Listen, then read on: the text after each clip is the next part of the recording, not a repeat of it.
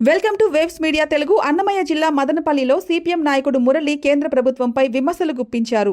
5 రాష్ట్రాల ఎన్నికల అనంతరం గ్యాస్ సిలిండర్ ధరలు, ముఖ్యంగా కమర్షియల్ గ్యాస్ ధరలు పెంచడం ప్రజలపై భారమని అన్నారు. త్వరలో పెట్రోల్, డీజిల్ ధరలు కూడా పెరిగే అవకాశం ఉందని పేర్కొన్నారు. పన్నుల భారాన్ని ప్రజలపై మోపి సంపదను కార్పొరేట్ వర్గాలకు అప్పగిస్తున్న భారతీయ జనతా పార్టీ ప్రభుత్వ ఆర్థిక విధానాలు దేశానికి ప్రమాదకరమని విమర్శించారు. ఎన్నికలు 5 రాష్ట్రాల్లో ఎన్నికలు ముగిసిన వెంటనే కమర్షియల్ సిలిండర్ల పైన అమాంతంగా రేట్లు పెంచడం, 15 కేజీలు సిలిండర్ పైన 993 రూపాయలు పెంచడం, 5 కేజీల సిలిండర్ పైన దాదాపు 600 రూపాయలు పెంచడం జరిగింది.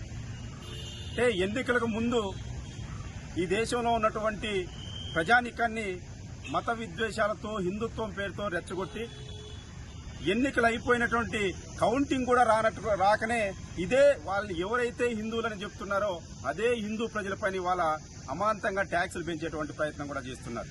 మరి ఈ కమర్షియల్ సిలిండర్లు పెరగడం వల్ల చిన్న చిన్న వ్యాపారస్తులు, ఫాస్ట్ ఫుడ్ సెంటర్లు, హోటళ్లు అమాంతంగా రేట్లు పెంచడం, ఈ భారం అంతా కూడా ప్రజల మీద పడేటువంటి పరిస్థితి ఉంది. చిన్న టీ స్టాల్లో గతంలో 10 రూపాయలకి దొరికేటువంటి టీ ఈరోజు సిలిండర్లు పెరగడం వల్ల ఈ మధ్య కాలంలో సిలిండర్ కొరతలు ఉన్నప్పుడు 15 రూపాయలు పెంచారు. మరి ఎవరి మీద భారం పడుతుంది? ఎవరైతే వినియోగదారుడు ఉన్నాడో వాళ్ళపైన భారం పడేటువంటి పరిస్థితి ఉంది.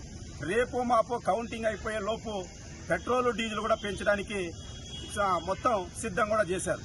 గత వారం 10 రోజులుగా చూస్తే రాష్ట్ర వ్యాప్తంగా పెట్రోల్, డీజిల్ కొరత కూడా కృత్రిమంగా క్రియేట్ చేయడం, కంపెనీలు డీలర్షిప్లకి లోన్లు సరిగా ఇవ్వకుండా రేట్లు పెంచుతారనేటువంటి ఉద్దేశంతో వాటిని కూడా స్టాక్ చేసేటువంటి ప్రయత్నం చేస్తున్నారు. ఇవంతా కూడా ఎన్నికల అనంతరం రేట్లు పెంచడానికి ఒక ఇండికేషన్ గా ఉంది.